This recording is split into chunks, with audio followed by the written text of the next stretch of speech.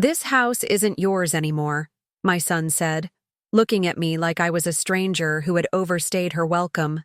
The words hit me harder than the cancer diagnosis I'd beaten 3 years earlier. "Today, I'm going to tell you something I never thought I would share. And if you, for even a second, feel that this sounds familiar, I just ask that you leave a like and subscribe, because this story might help someone draw closer to God's love. Amen." My name is Susan Marie Wooten, and at 72 years old, I discovered that the people you sacrifice everything for can become the very ones who erase you from your own life. I was sitting in my favorite armchair, the one Walter and I had bought 43 years ago for our first anniversary, when those words shattered my world like glass hitting concrete. The morning sun streamed through the lace curtains I had sewn by hand decades ago, the same curtains that had witnessed Walter's final prayers before the Lord called him home 2 years prior. The house still smelled faintly of the lavender potpourri I refreshed every Sunday after church, a ritual that had become as sacred to me as communion itself. My worn leather Bible lay open on the side table, its pages yellowed from years of tearful prayers and desperate searches for comfort in God's promises. I had been reading Psalm 27 that morning, as I did every day since Walter's passing. "The Lord is my light and my salvation. Whom shall I fear? The Lord is the stronghold of my life. Of whom shall I be afraid?" The words had become my lifeline, my daily bread, my reminder that even in the deepest valley, God's presence never abandoned his children. The house in Waynesville, North Carolina, stood as a testament to faith and hard work. Walter and I had built it with our own hands, he laying each brick with the precision of a man who understood that foundations matter, while I painted every wall while humming hymns that seemed to bless each room. The kitchen still bore the scuff marks from our children's high chairs. The hallway walls still displayed the height measurements we'd carved into the wood as Bradley grew from a tow-headed boy into the man who now stood before me with cold, calculating eyes. Every corner of this house had witnessed prayers. The living room where we'd knelt together as a family every evening, asking God to guide our steps and protect our hearts.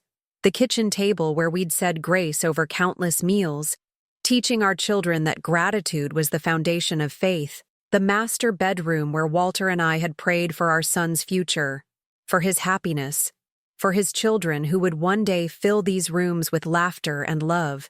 But that future had arrived wrapped in betrayal and dressed in designer clothes that my Social Security checks could never afford. When Walter died, leaving me alone in a house that suddenly felt too big and too quiet, I had clung to the hope that family would be my comfort. Bradley had appeared at my doorstep like an answer to prayer, his arms wrapped around his second wife, Tanya, and her 2 teenagers from her previous marriage. "Mama," he'd said, his voice carrying the same warmth I remembered from his childhood, "let us move in for a while. It'll be good for the kids to have a grandmother around, and you'll have company. You won't be alone anymore." The words had sounded like a blessing then, God providing companionship for my golden years, filling the empty rooms with family, giving me a purpose beyond my daily prayers and weekly church attendance. I had welcomed them with open arms and an open heart, just as Jesus had welcomed the stranger, the weary, the ones seeking shelter. But little by little, like a slow poison seeping through my veins, I began to disappear from the house I had called home for over 4 decades. My prayer corner, the sacred space where I met with God each morning, where Walter and I had knelt together in our final months, where I had cried out to the Lord for strength to face each day without my beloved husband, was transformed into Tanya's meditation space. She had removed my cross, my prayer books, my small statue of Mary that had been my mother's, replacing them with crystals and inspirational quotes that spoke of self-love but never mentioned the love of Christ. The family Bible that had belonged to Walter's grandmother, its pages thin as tissue paper from decades of faithful reading, was boxed up and relegated to the garage. "It looks too old-fashioned," Tanya had declared with the authority of someone who had never known the comfort of Scripture in times of sorrow. "We're going for a more modern aesthetic. As if the Word of God could become outdated, as if the promises that had sustained generations of believers could be discarded like last season's decorations. No one had asked me.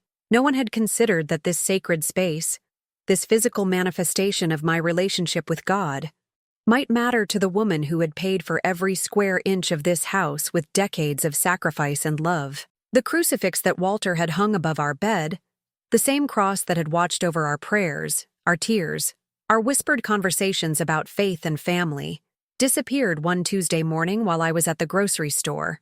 When I asked about it, Tanya had shrugged with the casual indifference of someone disposing of trash. It clashed with the new bedding set. Religion is so personal, don't you think? We didn't want to make anyone uncomfortable, in my own home, the home where Christ had always been welcome, where his presence had been invited and cherished and celebrated. The transformation was gradual, but relentless. Before long, I found myself eating meals alone at odd hours, timing my kitchen visits to avoid disrupting their family routines. The dining room table where Walter and I had shared 40 years of dinners, where we had celebrated birthdays and holidays and the simple joy of being together, was now reserved for their family of 5. I was the outsider, the inconvenience, the elderly woman who had somehow become a burden in her own home. The laughter that filled the house was no longer meant for me. Mason and Callie, Tanya's teenagers, received birthday parties with expensive decorations, designer shoes that cost more than my monthly medication budget, and the latest electronic devices that they clutched like lifelines to a world I couldn't understand or access. But Emily, my precious 6-year-old granddaughter, Bradley's daughter from his first marriage, received chores and silence. I watched with a breaking heart as this gentle child, with eyes that once lit up when I said grace before meals, was slowly being erased just as I was. I watched my sweet Emily sweep the kitchen floor every morning at 6:30, her small hands gripping the broom handle that was too tall for her frame, while Mason and Callie slept until noon in bedrooms that had once belonged to Bradley when he was their age. The injustice burned in my chest like acid, but I swallowed it down with my morning coffee and whispered prayers for patience that God seemed slow to grant. This wasn't how I had raised my son. This wasn't the boy who used to help me fold laundry while singing "Jesus Loves Me" in his sweet soprano voice. This wasn't the young man who had cried at his father's funeral and promised to take care of me, just like Daddy would have wanted. But 24 years of marriage to Walter had taught me that sometimes love means bearing burdens in silence, trusting that God sees what others miss, hoping that faithful endurance would eventually be rewarded with understanding and change.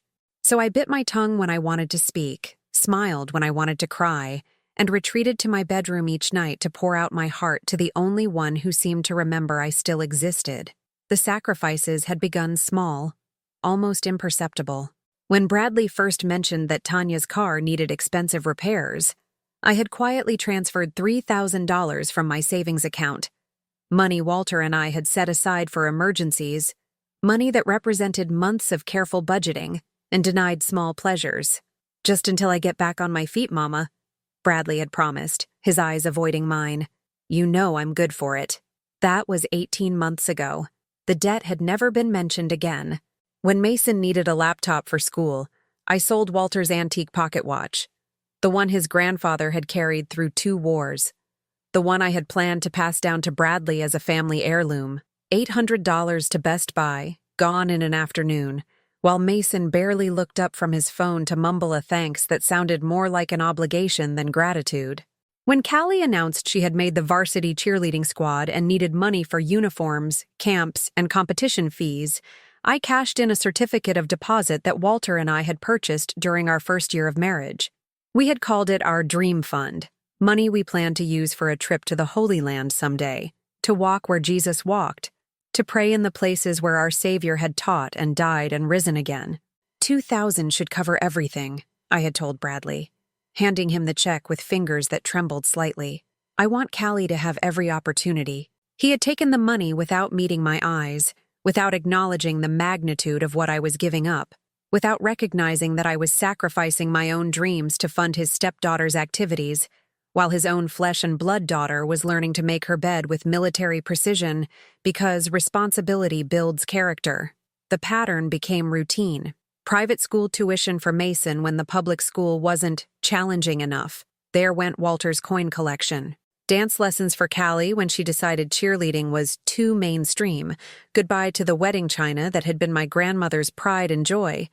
New phones for everyone when their old ones became embarrassingly outdated. Farewell to the pearl necklace Walter had given me for our 25th anniversary. Each sacrifice was presented as temporary. Each request came with promises of repayment that evaporated like morning dew. But I told myself this was what family meant, what Christian love required.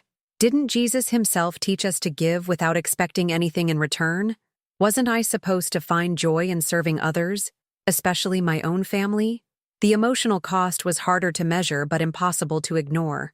Every evening after dinner, meals that I still cooked despite Tanya's frequent complaints about my old-fashioned recipes, I would retreat to my bedroom and open my prayer journal, a leather-bound book where I had been recording my conversations with God for over 30 years. Lord, I wrote on a Tuesday night in March, my handwriting shaking with exhaustion and suppressed tears.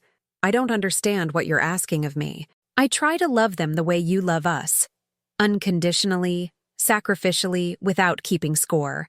But I feel so invisible, so forgotten. Even Emily barely looks at me anymore unless she needs help with her chores. Have I failed as a mother? As a grandmother? As a Christian? The silence that followed my prayers felt different now. Not the peaceful quiet of God's presence, but the hollow echo of a house where I had become a stranger. I would lie in the darkness, listening to laughter from the living room, conversations I wasn't invited to join, plans being made for outings I wouldn't be included in. When Bradley's birthday arrived in April, I spent weeks planning what I thought would be a surprise celebration. I baked his favorite cake, German chocolate, the same recipe my mother had used for his birthdays throughout his childhood.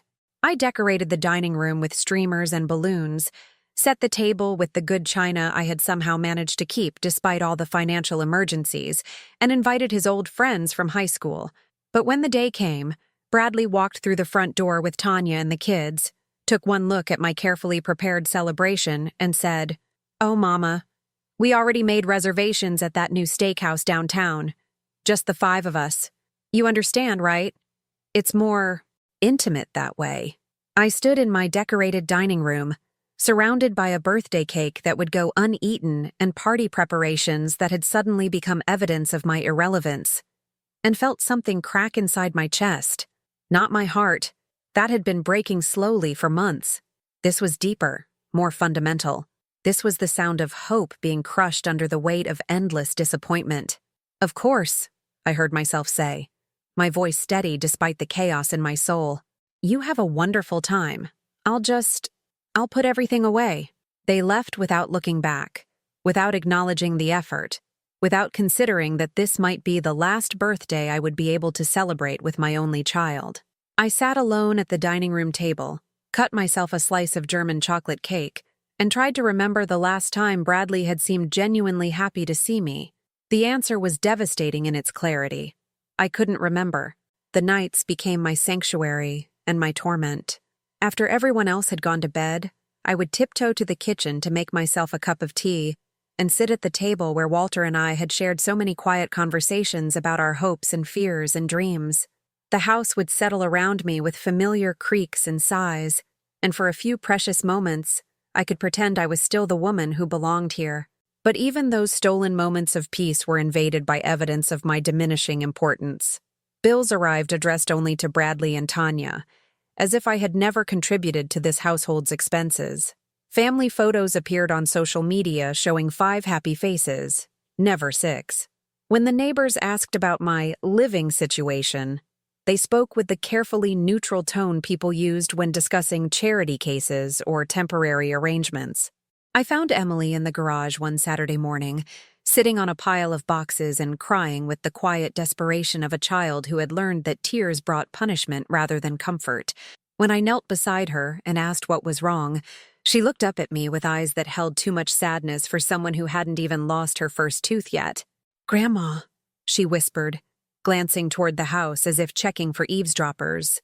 "Why doesn't Daddy love me like he loves Mason and Callie?" The question pierced through every rationalization I had constructed, every excuse I had made, every prayer for patience I had whispered. This precious child, This gift from God was learning the same bitter lesson I was discovering, that love in this house had become conditional, that belonging required constant performance, that even family could make you feel like an unwelcome stranger. I pulled her into my arms and felt her small body shake with suppressed sobs. "Oh, sweet girl," I murmured into her hair, breathing in the innocent scent of children's shampoo and playground dust. "Your daddy loves you so much. Sometimes sometimes we make mistakes, but you are precious and loved and wanted. Do you hear me?" But even as I spoke the words, I wondered if I was lying to comfort her or lying to comfort myself. Because if Bradley could treat his own daughter with such casual neglect, what hope did I have of ever mattering to him again? The morning I found my mother's china cabinet pushed into the basement without a word of discussion was the morning I realized I had become a ghost in my own home. I stood at the top of those wooden stairs, gripping the handrail Walter had installed when my arthritis first started bothering me, staring down at furniture that had held 4 generations of family memories now relegated to storage like unwanted relics from a past nobody cared to remember. "We needed the space for Tanya's new display case," Bradley explained when I found the courage to ask, his tone suggesting I was being unreasonable for questioning a decision that affected my belongings in my own house. "Her pottery collection needs proper lighting, and that old cabinet was just taking up room." My mother's china cabinet, the piece my father had built with his own hands as a wedding gift, where my grandmother's tea set had sat for 60 years, where I had displayed the wedding gifts Walter and I received, where Emily's baby photos had once smiled down from the top shelf before they were replaced with artfully arranged succulents and inspirational quotes about living your best life. I wanted to scream. I wanted to march down those stairs, wrap my arms around that cabinet, and declare that some things were too sacred to be discarded for the sake of convenience. Instead, I nodded and retreated to my bedroom, where I sat on the edge of the bed Walter and I had shared for 40 years, and wondered when I had become so easily dismissed, so completely unimportant. The small cruelties accumulated like dust in corners, invisible individually but suffocating in their collective weight. My arthritis medication disappeared from the kitchen counter where I kept it as a reminder to take it with breakfast. "We moved it to the bathroom medicine cabinet," Tanya informed me. "Kitchen counters should be clear of clutter, but the bathroom medicine cabinet was already full of their countless beauty products and supplements, leaving my single prescription bottle crowded into a corner behind expensive face creams I couldn't afford and wouldn't know how to use. My coffee mug, the one Emily had made for me in kindergarten art class, painted with wobbly letters that spelled "World's Best Grandma," vanished from the kitchen cabinet. When I asked about it, Callie rolled her eyes and said, "That old thing? It didn't match the new dinnerware set. Mom probably donated it." Donated. My granddaughter's handmade gift, given to charity like yesterday's newspaper. The church directory that had sat beside the telephone for 15 years disappeared next. "We don't use landlines anymore, Susan," Tanya said, using my first name with the casual disrespect of someone who had never learned that familiarity must be earned, not assumed. "Everything's digital now. You should really get with the times." But I needed that directory. Those pages contained the phone numbers of friends who had walked with me through Walter's illness, church family who had brought casseroles when I couldn't cook, prayer partners who had held my hands when grief threatened to drown me.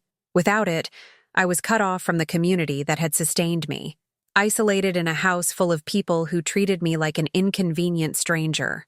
Sunday mornings became exercises in loneliness disguised as family time. Bradley would announce that they were all going to breakfast after church. "Just the 5 of us, Mama. The kids have been wanting to try that new place, and they only have tables for 5. I would smile and nod and say I understood, then spend the rest of Sunday alone in a house that echoed with the absence of family, who had become experts at forgetting I existed. At church, the questions from well-meaning friends became harder to answer with each passing week.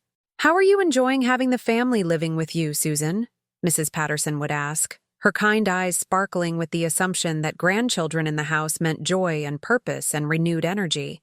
"It's an adjustment," I would say, the words feeling like stones in my mouth. How could I explain that I felt more alone surrounded by family than I had in the empty months after Walter's death? How could I admit that the house we built with love and prayer had become a place where I tiptoed around trying not to be a burden, where my own belongings were disposed of without consultation, where my granddaughter was learning that love was conditional and service was expected without gratitude?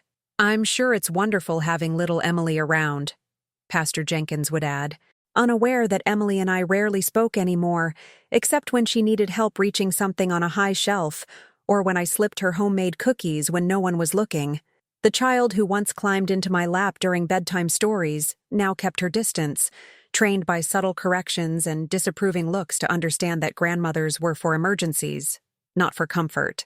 The isolation deepened when my Tuesday afternoon bridge group, 4 women who had been meeting for over 20 years, called to check on me after I missed 3 weeks in a row. "We haven't seen you, Susan. Is everything all right?"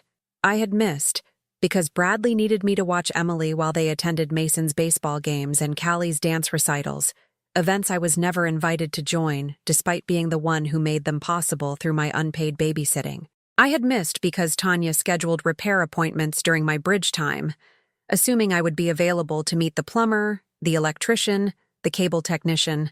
I had missed because I was slowly disappearing into the role of unpaid household help, invisible labor that kept their lives running smoothly while my own life contracted to fit around their needs. "I've been busy with family," I told my bridge friends, hating the lie but unable to voice the truth, that I was becoming a prisoner in my own home, that my calendar no longer belonged to me, that the simple pleasure of weekly games with longtime friends had become another casualty of my shrinking world. The night I overheard Tanya on the phone in the kitchen, her voice carrying through the thin walls with devastating clarity, was the night my last illusions crumbled. "She's not going to live forever," Tanya was saying, her tone casual, practical, as if discussing the weather or weekend plans. "When the house is finally in our name, we can do that complete remodel. That back porch has got to go. It's such wasted space. And we could expand the master bedroom into her room. She won't need it anymore." The teacup slipped from my trembling fingers, shattering against the hardwood floor Walter had installed board by board, the sound sharp and final in the quiet house. But Tanya didn't even pause in her conversation, didn't flinch at the crash that announced I had heard every word, didn't seem to care that she had just revealed the extent of their planning for my death. I knelt on the kitchen floor, gathering fragments of porcelain with shaking hands, each piece cutting into my palms like tiny knives of realization. They weren't just tolerating my presence in my own home. They were waiting for me to die so they could truly make it theirs. The woman I had welcomed with open arms, the woman I had supported financially and emotionally, was already mentally redecorating my bedroom, already planning the improvements my death would finance. That night, I lay in bed staring at the ceiling and tried to pray, but the words wouldn't come. For the first time in my adult life, I felt completely cut off from God, abandoned by the divine presence that had sustained me through every trial, every loss, every moment of doubt. The silence felt thick and oppressive, heavy with unanswered questions and unacknowledged pain. "Lord," I finally whispered into the darkness, my voice cracked and foreign to my own ears. "Are you there? Do you see what's happening to me?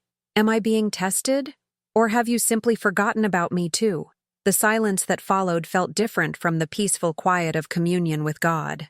This was the hollow emptiness of talking to an empty room, the echo of prayers bouncing off walls that had once felt sacred, but now felt like the boundaries of my prison. I pulled Walter's pillow close to my chest, breathing in the faint scent of his cologne that still lingered despite 2 years of washing, and tried to remember what it felt like to be loved unconditionally, to be valued for something more than the services I could provide or the money I could contribute.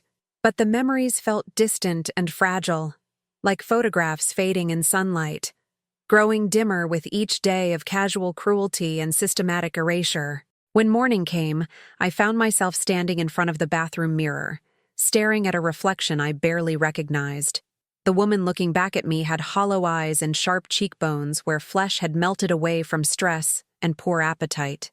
Her gray hair hung limp and lifeless, no longer styled with the care of someone who expected to be seen and appreciated. Her shoulders curved inward as if protecting her heart from further assault. I gripped the bathroom counter until my knuckles turned white, studying this stranger who had somehow taken the place of Susan Wooten, who had been loved and cherished and valued. This woman looked defeated, broken, ready to surrender to whatever fate others had planned for her. But somewhere deep inside, beneath layers of hurt and disappointment and betrayal, a small flame of defiance still flickered. It was weak and nearly extinguished, but it was there, a tiny spark of the woman who had once built a home with her bare hands, who had raised a son to know right from wrong, who had faced Walter's death with faith instead of bitterness. That spark whispered a dangerous question. What if I stopped accepting this treatment? What if I remembered that I deserved better? What if God wasn't testing my endurance but waiting for me to find the strength to save myself? The morning Bradley walked into my bedroom without knocking and found me reading my Bible on Walter's side of the bed was the morning everything changed forever. I had been seeking comfort in Psalms, desperate for God's voice to break through the suffocating silence that had become my daily companion, when my son appeared in the doorway with an expression I had never seen before, cold, calculating, and utterly devoid of the love I had spent 72 years believing was unconditional. "Mama, we need to talk," he said, settling into the chair where I used to sit and read bedtime stories to him when he was small, where Walter used to rest his weary bones after long days of physical labor. But this wasn't my little boy or my husband's son. This was a stranger wearing my child's face, speaking with my child's voice, but carrying someone else's agenda in his heart. I closed my Bible carefully, my finger marking the page where I had been reading about God's faithfulness to those who trust in Him, and waited for whatever blow was coming. After months of small cruelties and systematic erasure, I had learned to recognize the particular tension in the air that preceded another loss, another disappointment, another reminder of my diminished worth in this house I had built with love and sacrifice. "This house isn't really yours anymore," Bradley said, his voice steady and matter-of-fact, as if he were discussing the weather or commenting on a television program.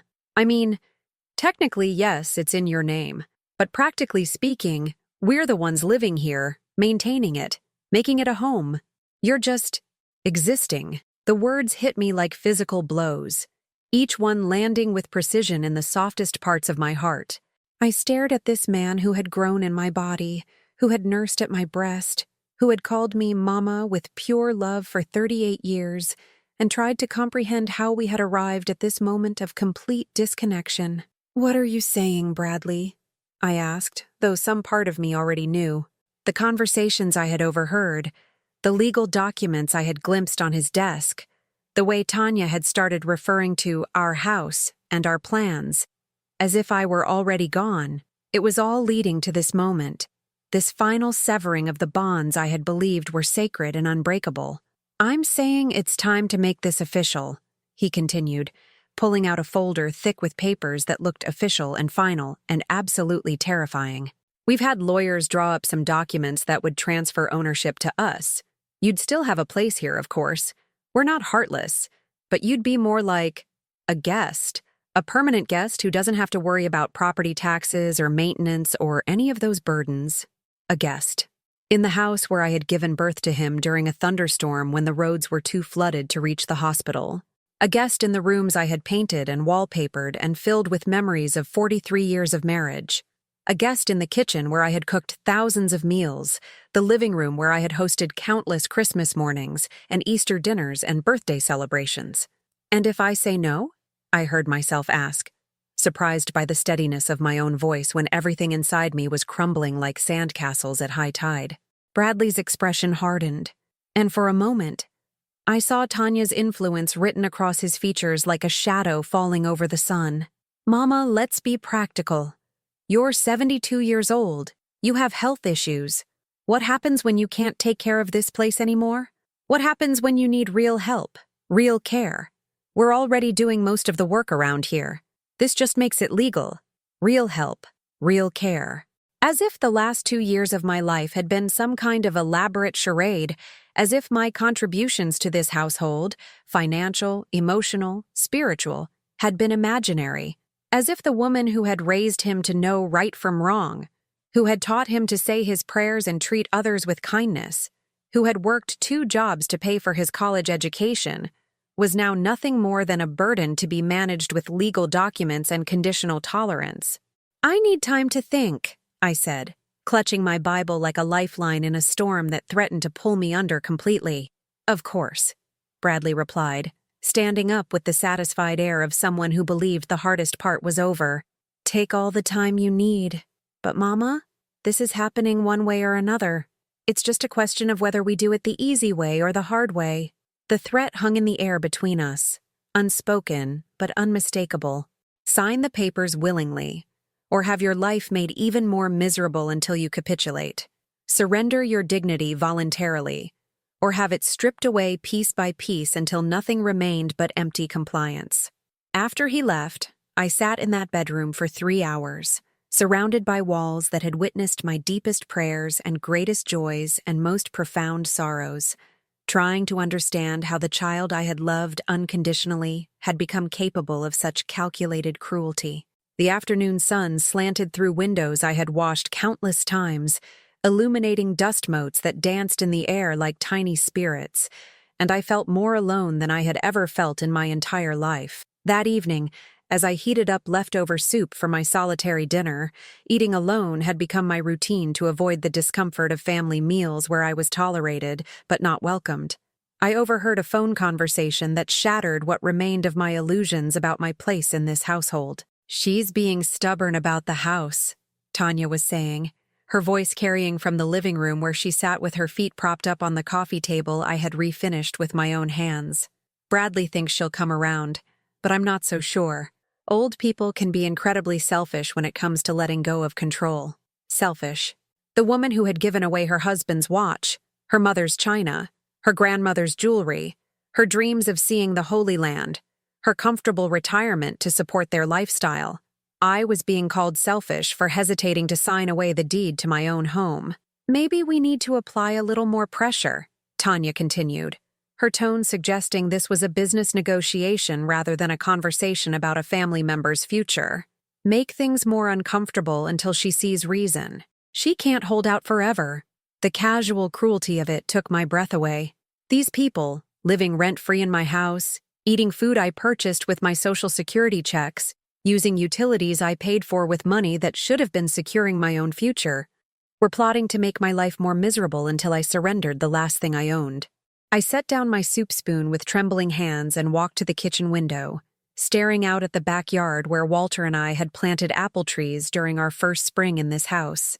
The trees were mature now, their branches heavy with fruit that I was no longer allowed to harvest, because Tanya had decided the fallen apples attracted bees, and bees might be dangerous for the children. For the first time in months, I felt something other than resigned sadness or quiet desperation. I felt anger, clean, pure, righteous anger that burned through the fog of depression and confusion that had been clouding my thoughts.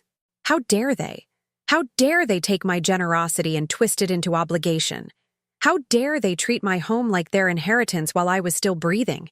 How dare they plan my erasure while eating at my table and sleeping under my roof? Later that night, after everyone else had gone to bed, I found Emily sitting on the back steps, her small frame silhouetted against the porch light that Walter had installed to keep his family safe in the darkness. She was crying with the quiet desperation of a child who had learned that tears brought punishment rather than comfort, her shoulders shaking with suppressed sobs that broke what remained of my heart. "Sweet girl, what's wrong?" I asked, settling beside her on steps I had swept countless times, wrapped in the old sweater Walter used to wear when he worked in the garden. Emily looked up at me with eyes that held too much sadness for someone who should have been worried about nothing more serious than spelling tests and playground friendships. "Grandma," she whispered, glancing toward the house to make sure we couldn't be overheard. "I heard Daddy and Tanya talking. They said you might have to go away soon. They said this house is going to be just for us." The innocence in her voice, the confusion about why families would separate instead of holding each other close, the fear that she might lose the only person in this house who still remembered that children needed love more than discipline, it all crystallized into a moment of perfect clarity that cut through months of doubt and self-recrimination. Would Jesus forgive this too? I found myself asking aloud, the question escaping before I could stop it. Should I forgive again? Should I keep turning the other cheek while they plan my funeral and redecorate my bedroom? Emily didn't answer.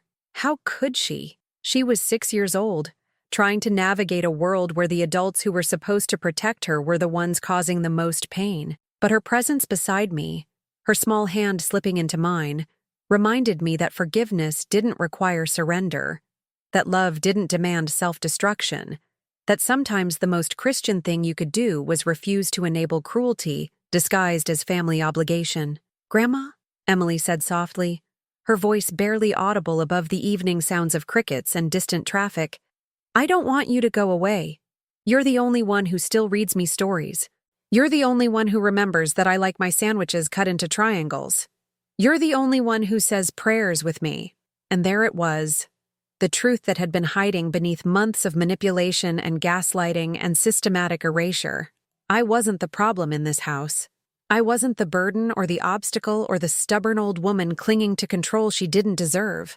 I was the heart that still beat with love, the voice that still spoke with kindness, the presence that still offered comfort in a home that had forgotten what family was supposed to mean. "Emily," I said, pulling her close and feeling her small body relax against mine for the first time in months, "would you like to come live with Grandma somewhere else?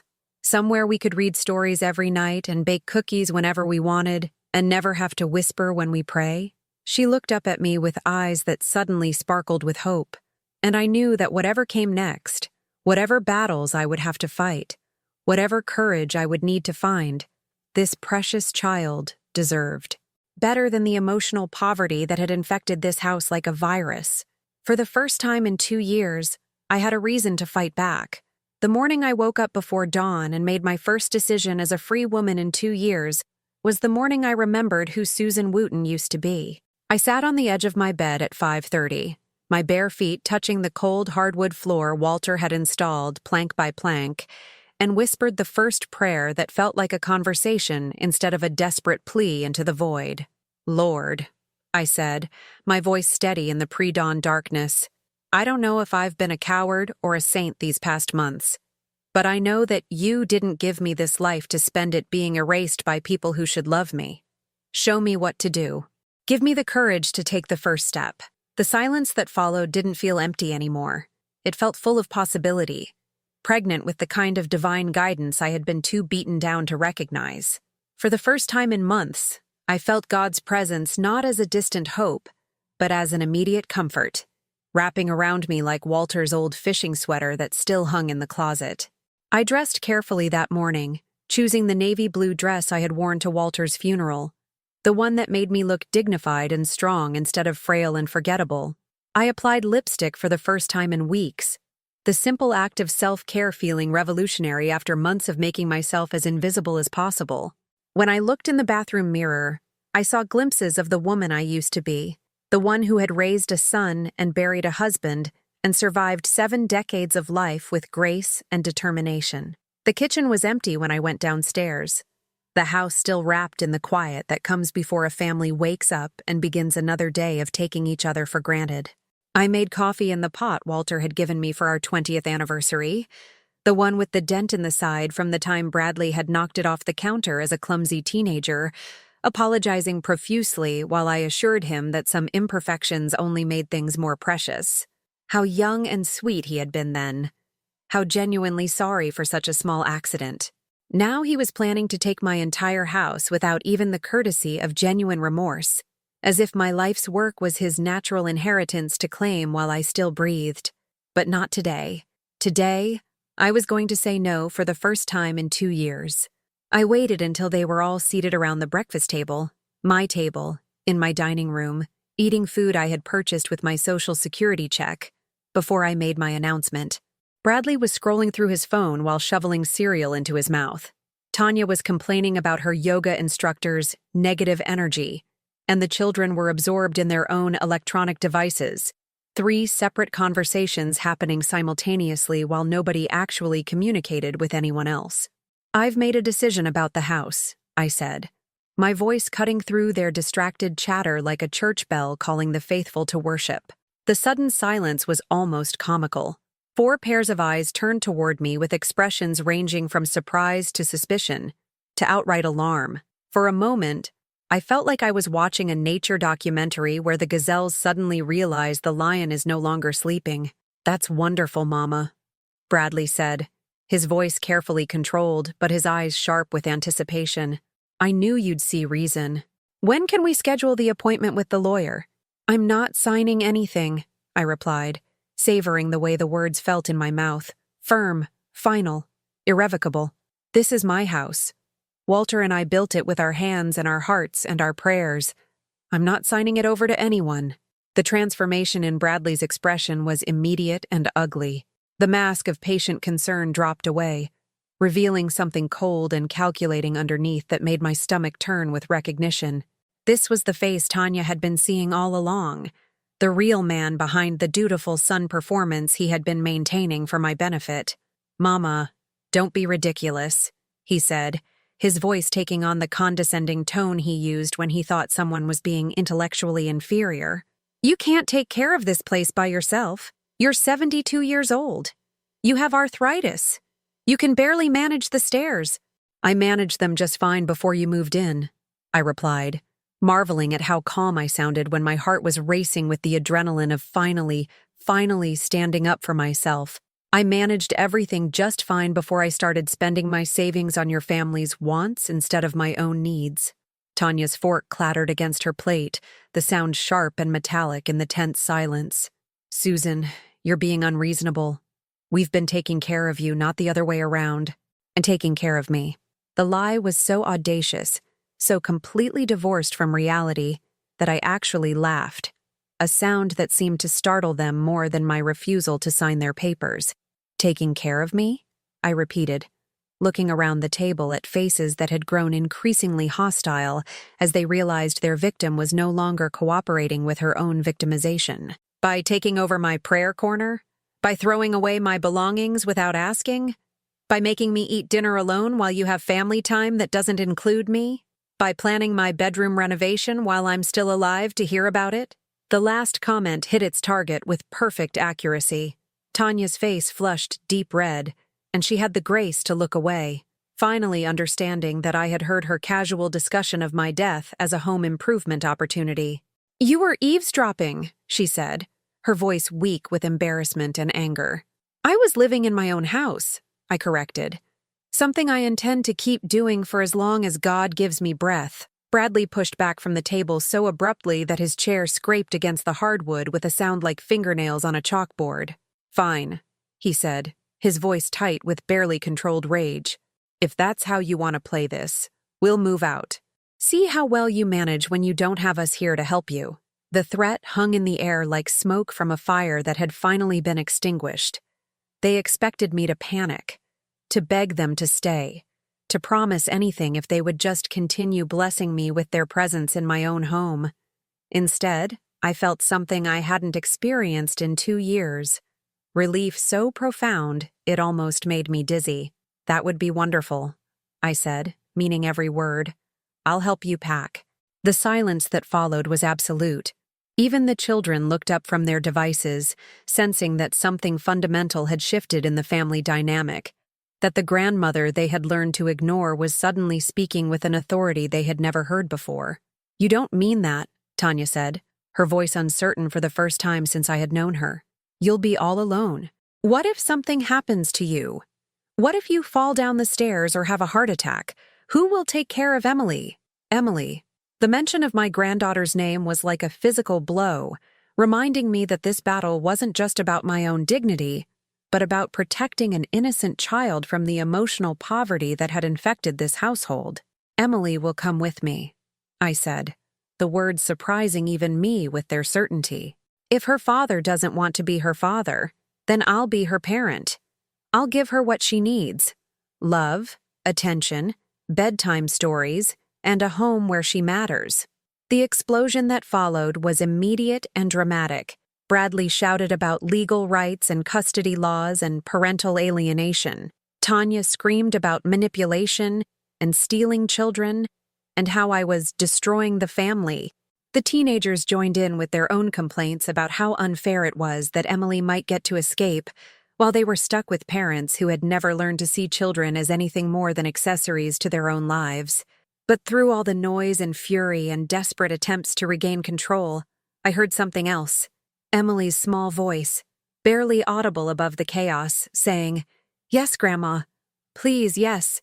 That evening, after the shouting had died down and the family had retreated to their respective corners to plot their next move, I sat in Walter's chair in the living room and opened my Bible to the Book of Ruth, the story of a woman who chose loyalty over convenience, who followed her heart instead of social expectations, who trusted God to provide even when the path forward seemed impossible. "Where you go, I will go, and where you stay, I will stay," I read aloud, my voice steady in the quiet house.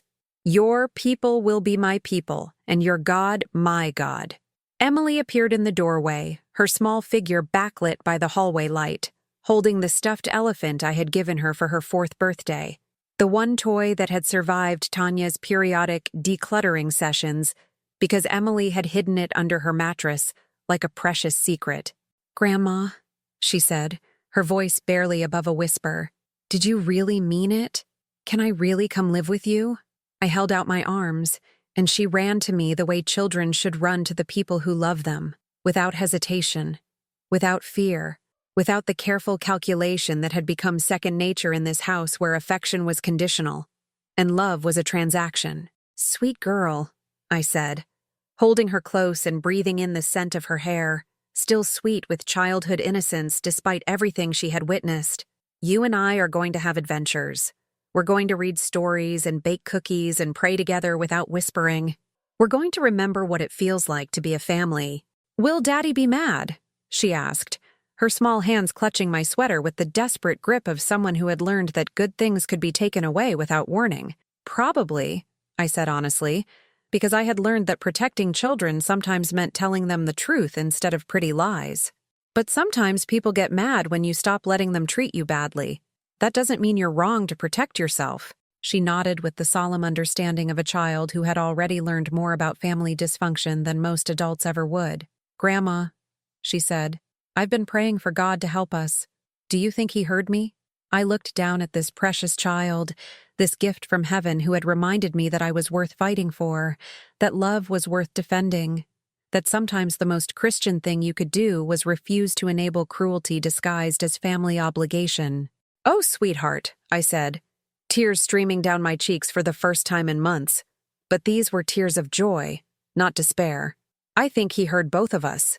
That night, I called my lawyer, old Mr. Darnell, who had handled Walter's will and our property transfers over the years. His voice was warm and familiar, a connection to the life I had built before it was nearly destroyed by people who confused generosity with weakness. "Susan, how are you doing? I've been thinking about you since Walter passed." "I'm doing better, Mr. Darnell, much better. But I need some legal advice about my house and my granddaughter." "Of course. What's going on?" And for the first time in 2 years, I told someone the complete truth about what had been happening in my own home, about the systematic erasure of my identity, about the financial abuse disguised as family need, about the way Emily had been treated like a servant while her step-siblings were treated like royalty. The silence on the other end of the line was long and thoughtful. "Susan," Mr. Darnell finally said, "you don't have to live like that. You have options. You have rights. And that little girl, she deserves better than what you're describing. What do I do?" I asked, feeling like I was finally asking the right question after months of asking the wrong ones. "You fight back," he said simply. "You reclaim your life, and you trust that God will guide you through whatever comes next." The morning I served Bradley and his family 30 days written notice to vacate my home was the morning I fully understood what Jesus meant when He cleansed the temple. Sometimes love requires righteous action, sometimes kindness demands firm boundaries, and sometimes the most Christian thing you can do is refuse to let sacred spaces be defiled by those who have forgotten what holiness means. Mr. Darnell had prepared the eviction papers with the efficiency of someone who had seen too many elderly clients taken advantage of by their own children. "Susan," he had said during our meeting in his oak-paneled office that smelled of leather-bound law books and decades of justice served, "you are not being cruel. You are being wise. There's a difference between Christian charity and enabling abuse. I had carried those words with me as I walked through the front door of my house, holding the official documents that would finally, legally, irrevocably establish what should never have been in question, that this was my home, and I had the right to decide who lived in it. The living room was empty except for Emily, who sat cross-legged on the carpet with her coloring books spread around her like a small fortress of creativity.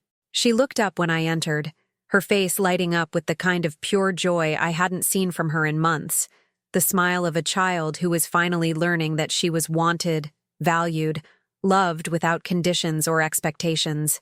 "Grandma, look," she said, holding up a picture she had drawn of two figures standing in front of a small house. "This is you and me in our new home. See? I drew flowers in the garden and a swing in the backyard and a big window where we can watch the birds." I knelt beside her, my heart swelling with a mixture of love and determination that felt like armor against whatever battle was about to come. "It's beautiful, sweetheart. We're going to make it even more beautiful in real life. Are we really going to have our own house?" she asked, her voice carrying the fragile hope of someone who had learned not to count on promises but couldn't help believing in this one. "We really are," I assured her, smoothing her hair with a hand that no longer trembled with uncertainty. "God is making a way for us, just like He always does for His children." The sound of Bradley's key in the front door interrupted our quiet moment, followed by the familiar voices of the family returning from whatever Saturday outing they had planned without consulting me.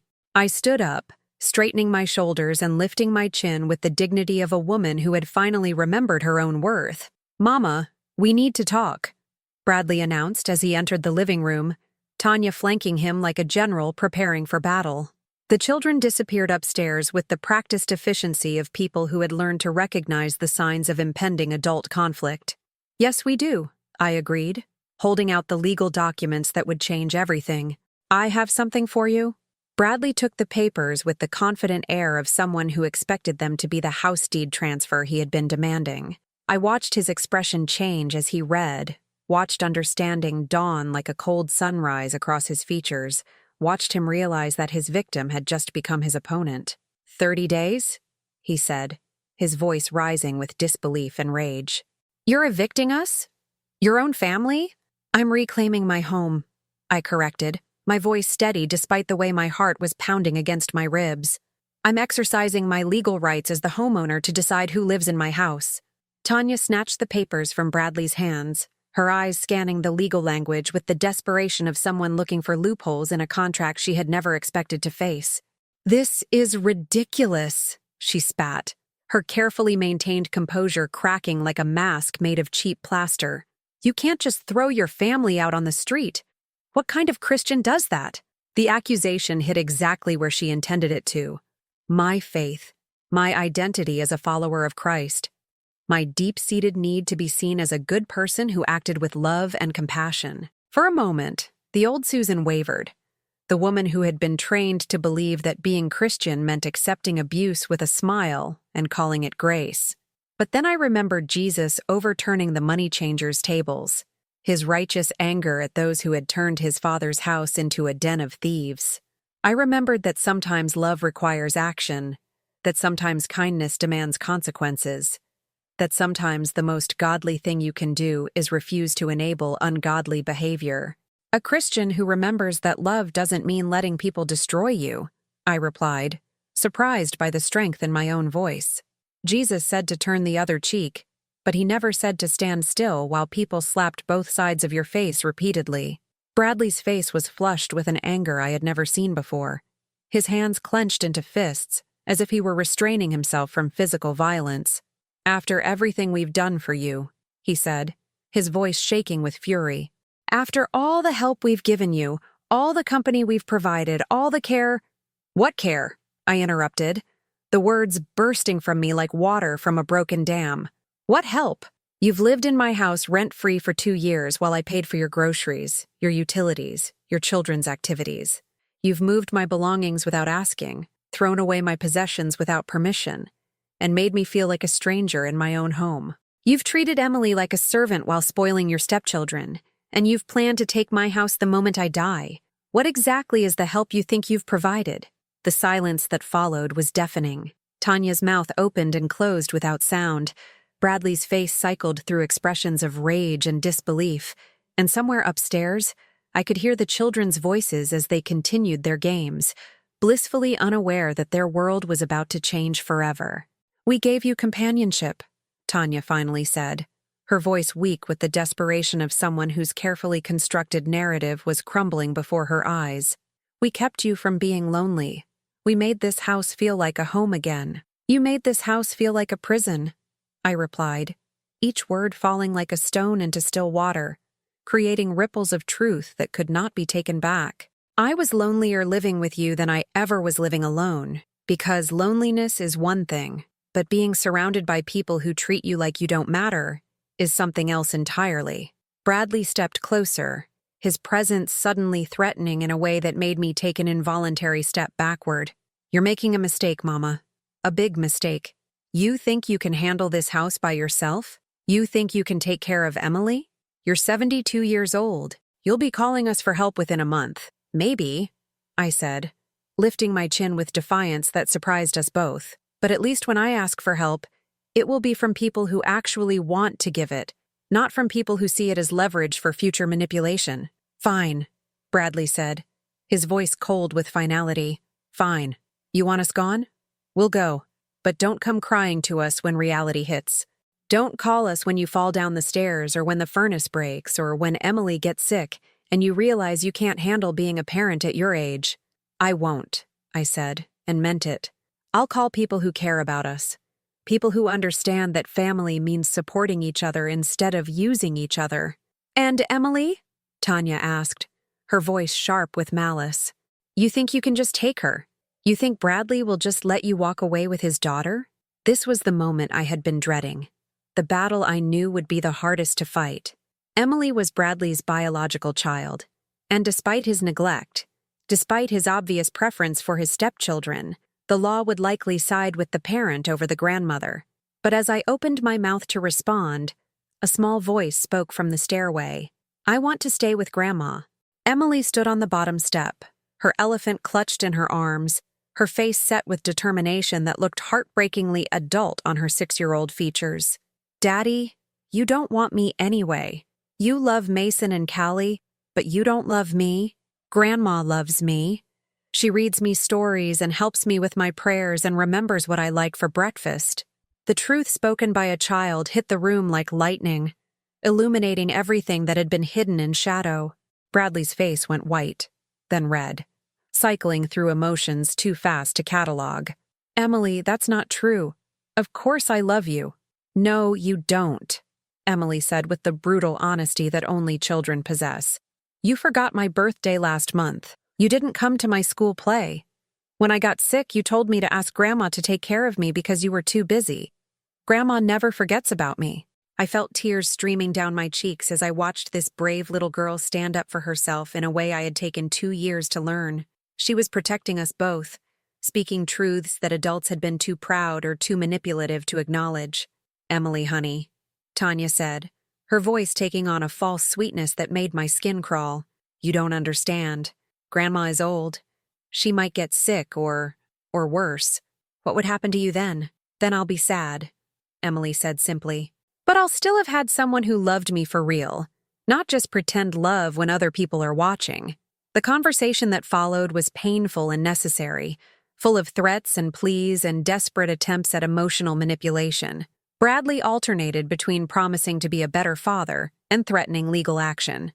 Tanya tried everything from guilt trips to bribery to convince Emily to change her mind. But my granddaughter stood firm, her 6-year-old heart somehow understanding what took me 7 decades to learn, that love without respect is not love at all. In the end, faced with the choice between a custody battle that would expose his neglect to the courts and letting Emily go to someone who genuinely wanted her, Bradley chose the path of least resistance. "Fine," he said, his voice hollow with defeat. "Take her. But don't expect any financial support. Don't expect visits. If you want to play house with her, you're on your own." "I have been on my own," I replied quietly. "The only difference is that now it's official." 3 weeks later, I stood in the driveway watching a moving truck carry away the last of their belongings. feeling lighter than I had in years. The house was mine again, quiet and peaceful and full of possibilities. Emily sat on the front steps, drawing pictures of our future while humming a hymn I had taught her years ago. As the truck disappeared around the corner, taking with it the weight of 2 years of emotional abuse and manipulation, I felt something I hadn't experienced since Walter died. Hope. Not the desperate hope of someone praying for rescue, but the confident hope of someone who had learned to rescue herself. "Grandma," Emily called, looking up from her artwork. "Can we go inside and make cookies now? Our cookies in our house?" "Yes, sweetheart," I said, taking her small hand in mine and walking toward the front door of the home I had fought to keep. "Let's make cookies. Let's make music. Let's make memories. Let's make this house feel like a home again." As we crossed the threshold together, I whispered a prayer of gratitude to the God who had given me the strength to fight for what was right, the wisdom to recognize my own worth, and the courage to choose love over enabling, dignity over peace, truth over family dysfunction disguised as loyalty. The house was ours. The future was ours. And for the first time in 2 years, that felt like enough. The first morning, I woke up in my own house without the weight of other people's expectations pressing down on my chest felt like Easter morning. The kind of resurrection that happens not once a year, but every time someone chooses to stop living as if they were already dead. Sunlight streamed through the lace curtains I had sewn with my own hands, illuminating a bedroom that was finally, completely, peacefully mine. Emily's soft breathing came from the bed beside mine. We had decided to share the master bedroom until she felt secure enough to sleep alone, and I treasured these quiet moments when I could watch her face relax into the kind of peaceful sleep that only comes when a child feels truly safe. Her elephant was tucked under her arm, and her lips curved in a slight smile that suggested dreams filled with the kind of joy that had been missing from this house for too long.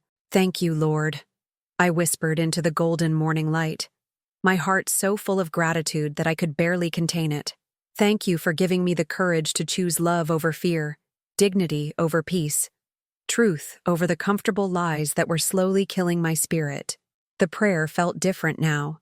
Not the desperate pleading of someone hoping to be rescued, but the confident conversation of someone who had learned to be a partner in her own salvation. God had been there all along, waiting for me to stop accepting cruelty as my cross to bear, and start recognizing that He wanted better for His daughter.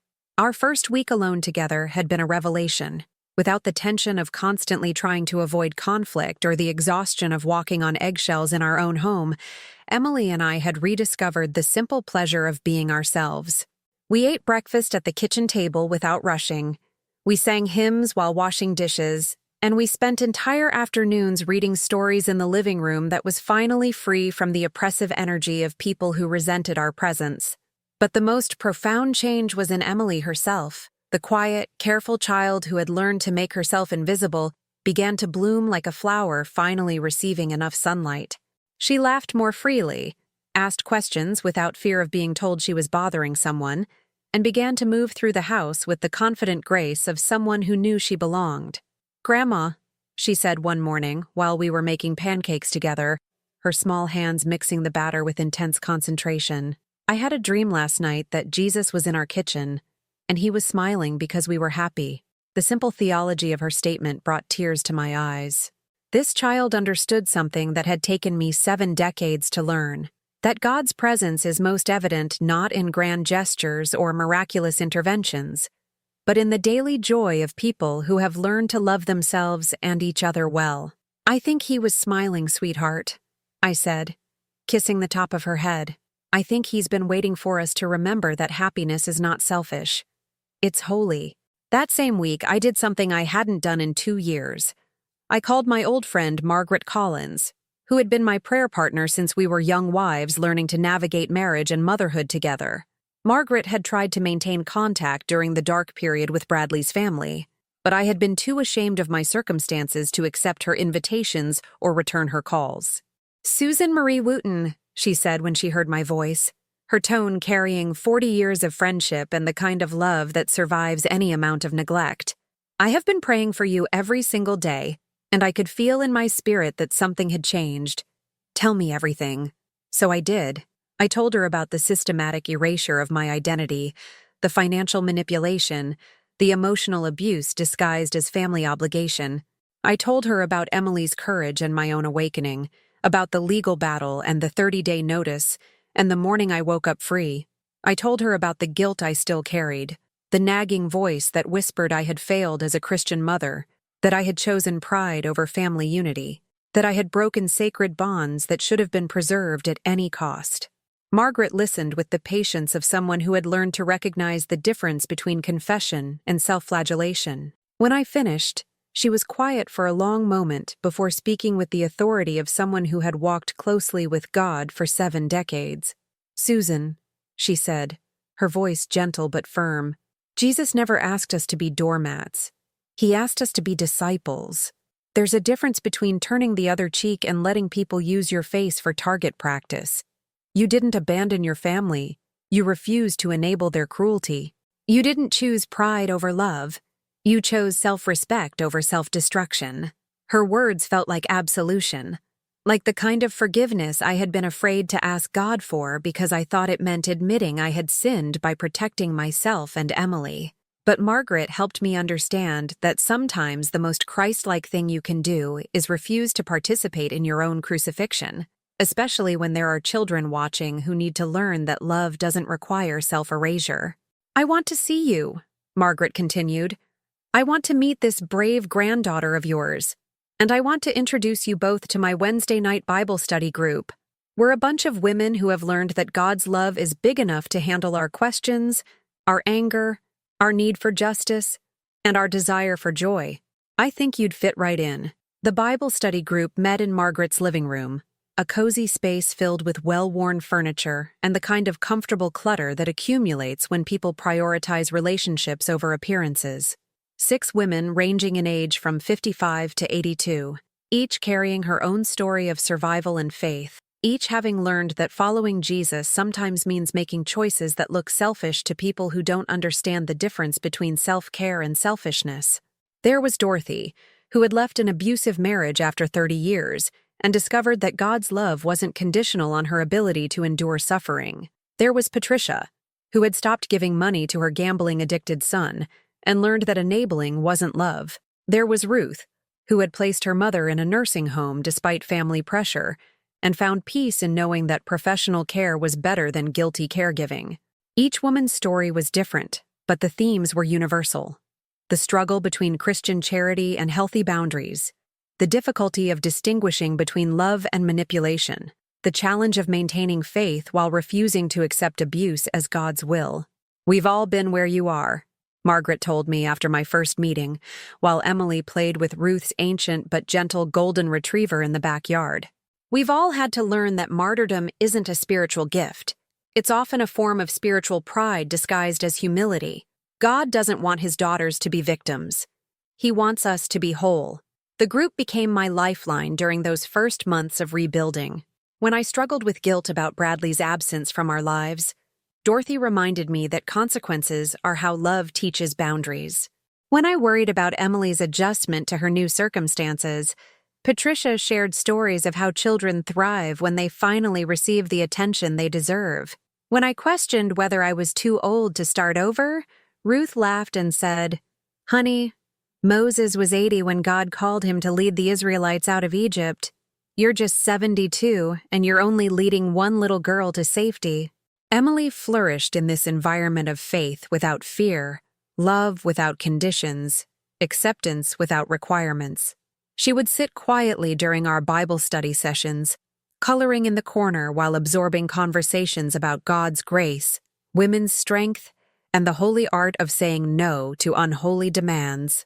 One evening, as we were walking home from Margaret's house, Emily slipped her hand into mine and said, "Grandma, I like your church friends.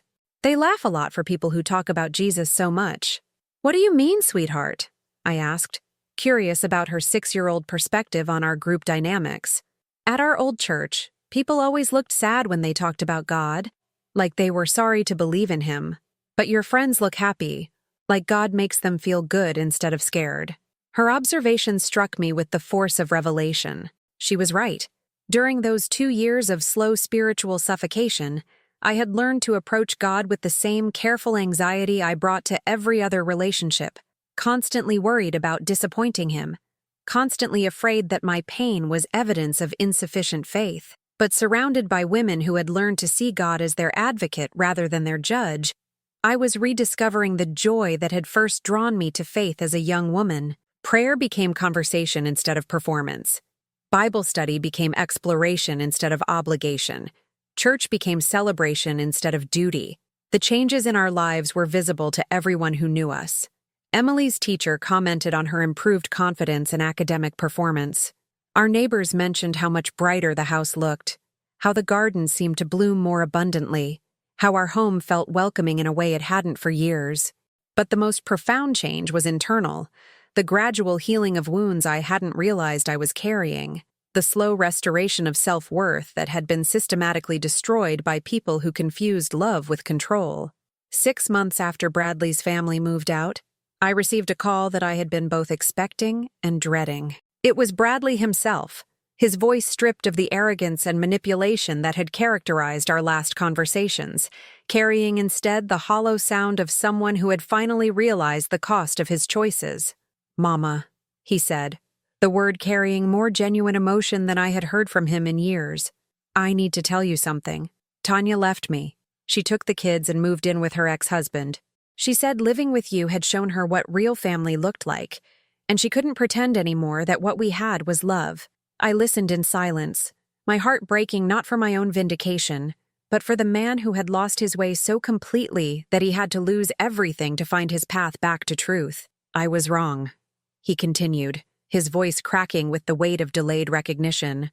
"I was so wrong about everything. About you, about Emily, about what family means. I let her convince me that you were the problem, that you were holding us back, that you were too old and too set in your ways to understand what we needed. But the truth is, I was the problem. I forgot who raised me. I forgot what you taught me about love and respect and taking care of family." The apology I had waited 2 years to hear felt strangely hollow now that it had finally arrived. Not because it wasn't sincere.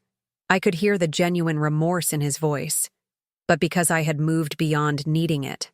I had learned to validate my own worth, to trust my own judgment, to find my identity in God's love rather than in other people's approval. "I forgive you, Bradley," I said, meaning it completely. "I forgive you not because you're asking for it, but because forgiveness is how I keep my heart free from the poison of resentment." "Can I see Emily?" he asked, his voice breaking completely. "Can I try to be the father she deserves? Can I try to earn back what I threw away?" I looked across the room at Emily, who was reading a book about brave princesses and heroic grandmothers, her face peaceful and content in a way that had taken months to achieve. She deserved a father who would love her unconditionally, but she also deserved protection from adults who treated children as accessories to their own emotional needs. "Yes," I said finally, "but slowly, and with supervision, and only if she wants to. She's not your possession, Bradley. She's not your chance to feel better about yourself. She's a little girl who needs to feel safe and loved and valued. If you can give her that, truly give her that, then we can try." 1 year after I reclaimed my life, I stood in my kitchen on a Sunday morning, watching Emily help me prepare breakfast for a house full of love instead of tension, and marveled at how God can turn even our deepest wounds into doorways for His grace. The same room where I had once eaten lonely meals while my own family gathered without me now rang with laughter as Emily chatted about her Sunday school lesson, while Margaret and Dorothy helped set the table for our weekly post-church brunch. "Grandma," Emily said, carefully placing napkins beside each plate with the precision of someone who had learned that details matter when you're creating something beautiful, "Mrs. Margaret says you're different than you were before.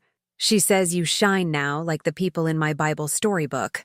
I paused in my stirring of the pancake batter, struck by the simple truth of a child's observation. I was different. Not just recovered from trauma, but transformed by it. The woman who had once accepted crumbs from her own table had learned to prepare feasts for people who celebrated her existence rather than merely tolerating it. "I shine because I'm loved, sweetheart," I told her, kissing the top of her head that now bore the confident posture of a child who had never doubted her place in the world. "And because I finally learned to love myself the way God loves me." Completely. Without conditions. Without apologies. The doorbell interrupted our conversation, and Emily ran to answer it with the fearless enthusiasm of someone who expected good things to walk through our door. But when she returned, her expression was carefully neutral, and I knew without looking who had come to visit. Bradley stood in my kitchen doorway, hat in hand, looking older than his 38 years, and carrying himself with the humility of someone who had learned hard lessons about pride and its consequences. He had been coming by once a month for the past 6 months, always by invitation, always supervised, slowly earning back the trust he had shattered and the relationship he had nearly destroyed. "Hello, Mama," he said, his voice carrying the respect that had been missing for so long. "Thank you for letting me join you for breakfast." "Hello, son," I replied, the word feeling natural again for the first time in years. Not because I had forgotten his betrayal, but because I had learned the difference between forgiveness and foolishness, between grace and enabling. Emily approached her father with the careful affection of someone who was learning to trust again, but hadn't forgotten the pain of disappointment. "Daddy, do you want to help me set your place at the table?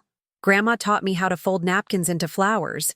The wonder in Bradley's eyes as he watched his daughter, truly watched her, as if seeing her clearly for the first time, was both heartbreaking and healing. "I would love that, Emily. Thank you for asking me." As we gathered around the table that had once witnessed so much pain and now hosted so much joy, I felt the weight of God's faithfulness in ways that left me speechless with gratitude. Margaret said grace with the confident joy of someone who had learned to see God's hand in both triumph and trial, and we shared a meal that tasted like redemption. "Bradley," Dorothy said, with the direct honesty that comes from being 70 years old and done with pretending, "your mama has told us about your journey back to your family. It takes courage to admit when you're wrong and work to make it right." Bradley's face flushed with embarrassment and recognition. "It took losing everything to realize what I had," he said, his voice steady despite the emotion behind it. "I spent so long thinking Mama was holding me back that I never realized she was the foundation that held everything together. I treated the woman who raised me like she was disposable, and I taught my daughter that love was conditional. I'm spending the rest of my life trying to undo that damage." Emily reached across the table and patted her father's hand with the gentle wisdom of someone far older than her 7 years. "It's okay, Daddy. Grandma says people can learn to love better if they really want to. She says God gives us new chances every day." The simple theology of forgiveness spoken by a child who had every right to harbor resentment instead chose grace. It was a moment that crystallized everything I had learned about the true nature of love. Not the passive acceptance I had once mistaken for Christian charity, but the active choice to create space for transformation while maintaining the boundaries that protect what is sacred. After breakfast, while Margaret and Dorothy helped Emily plant new flowers in the garden that had become her special project, Bradley and I sat on the front porch swing Walter had built during our first summer in this house. The afternoon sun cast long shadows across the yard, where Emily's laughter mixed with the voices of women who had become our chosen family, creating a symphony of belonging that felt like answered prayer. "Mama?" Bradley said, his voice quiet with the weight of words that had taken months to find. "I need you to know that what Tanya said about you, about your being too old, too set in your ways, too much trouble, none of that was true, but I let her convince me it was because it was easier than admitting I was scared." "Scared of what?" I asked, genuinely curious about the psychology that had driven his cruelty. "Scared of not being enough," he admitted, his voice cracking with vulnerability I hadn't heard since he was a teenager facing his first heartbreak. "Scared that if I wasn't perfect, if I couldn't provide everything Tanya wanted, she would leave me. So I tried to make myself bigger by making you smaller. I thought if I could get you to sign over the house, if I could prove I was the man in charge, she would respect me more." The painful irony wasn't lost on either of us. In trying to hold on to a woman who saw him as a means to an end, he had driven away the people who loved him unconditionally. In pursuing respect through dominance, he had lost the admiration that comes from character. In chasing a future built on someone else's foundation, he had forfeited the inheritance of love that was his birthright. "Fear makes us do terrible things," I said, reaching over to take his hand. not because I had forgotten his betrayal, but because I chose to remember his capacity for goodness. But God's perfect love casts out fear, Bradley. You don't have to earn love by being perfect, or providing everything, or controlling everyone around you. You just have to be willing to love and be loved in return. How do I do that? He asked, and I heard in his voice the lost boy who had once asked me how to tie his shoes, how to say his prayers, how to be brave when the world felt too big and scary. You start by showing up, I said simply. You keep coming to these Sunday breakfasts even when it's awkward. You listen when Emily talks instead of checking your phone. You ask how she's feeling instead of assuming she's fine. You remember that love is a verb, not just a feeling. Over the following months, I watched Bradley learn to be a father in ways he had never been taught. He attended Emily's school plays and parent-teacher conferences. He remembered her favorite foods and bedtime stories. He apologized when he made mistakes and asked for guidance when he felt lost. Slowly, carefully, patiently, he earned back the trust he had forfeited and built something new with his daughter. Not the casual affection of convenience, but the deep bond that comes from choosing each other every day. Emily bloomed under this attention, like a garden finally receiving proper care. Her confidence grew, her grades improved, and she began to talk about her future with the excitement of someone who believed good things were possible. She joined the children's choir at church, learned to play piano, and started writing stories about brave grandmothers and patient fathers and little girls who learned that families could be repaired even after they were broken. But perhaps the most beautiful transformation was in my own heart. The bitterness I had carried, not just toward Bradley and Tanya, but toward God for allowing my suffering, gradually melted away like ice in spring sunshine. I learned to see those dark months not as punishment or abandonment, but as preparation for a deeper understanding of grace, a more authentic relationship with faith, and a clearer vision of what love actually requires. On the first anniversary of the day I served Bradley the eviction notice, Emily and I hosted a celebration dinner for our chosen family. Margaret, Dorothy, Ruth, Patricia, and all the women who had shown us that growing older doesn't mean growing smaller, that faith includes the courage to demand better treatment, and that sometimes the most Christian thing you can do is refuse to accept less than the love you deserve. I want to say something, Emily announced as we gathered around the table for dessert, her 7-year-old face serious with the weight of important words. Before I lived with Grandma, I thought love meant being quiet and invisible, and grateful for whatever people gave you, even if it made you sad. But Grandma taught me that love means being yourself and letting other people love who you really are, and not accepting treatment that makes you feel small. She paused, looking around the table at faces that reflected back nothing but admiration and affection. I'm glad Grandma learned to love herself enough to save us both, and I'm glad Daddy learned to love us enough to change. And I'm glad we have friends who show us what God's love looks like every day.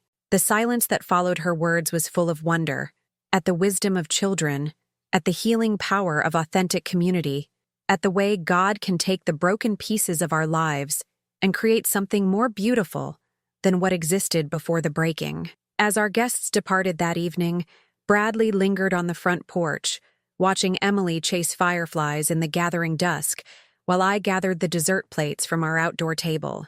"Mama," he said, "I know I can never fully make up for what I put you through, but I want you to know that watching you reclaim your life taught me what courage actually looks like. You didn't just survive what happened to you, you used it to become someone stronger and wiser and more compassionate than you were before." I looked at this man who had been my baby, my greatest joy, my deepest disappointment, and my most profound teacher about the complexity of love, and felt nothing but gratitude for the journey that had brought us to this moment. "Son," I said, "God doesn't waste our pain. He uses it to prepare us for the joy we couldn't have appreciated without the contrast. I'm grateful for the darkness because it taught me to treasure the light." As I write this final chapter of my story, 18 months after I chose dignity over family peace, I am sitting in my sunroom watching Emily practice piano while Bradley helps her with her scales. My house is filled with the sound of music and laughter and the kind of ordinary conversation that happens when people feel safe enough to be themselves. I am 73 years old, and I am just beginning to understand what it means to be truly alive. I have learned that it's never too late to choose yourself, never too old to demand better treatment, never too Christian to require respect along with love. If you're listening to this story and something feels familiar, if you recognize the slow erosion of your identity, the gradual acceptance of unacceptable treatment, the confusion between martyrdom and faithfulness, please hear this. God does not want his children to be victims. He wants us to be whole, to be valued, to be loved with the same fierce protectiveness that he loves us. You deserve better than crumbs from your own table. You deserve relationships that celebrate rather than tolerate your existence. You deserve to take up space in your own life without apologizing for the room you require. Have you ever experienced something like this? Or do you know someone who has? How did faith help you or them find the strength to choose dignity over dysfunction? Please share your thoughts in the comments below. If this story touched your heart, please like this video and subscribe to our channel so this message can reach someone who needs to hear it today. May God bless everyone who has been through something like this, and may he give you the courage to remember that you are worth fighting for. In Jesus' name, amen.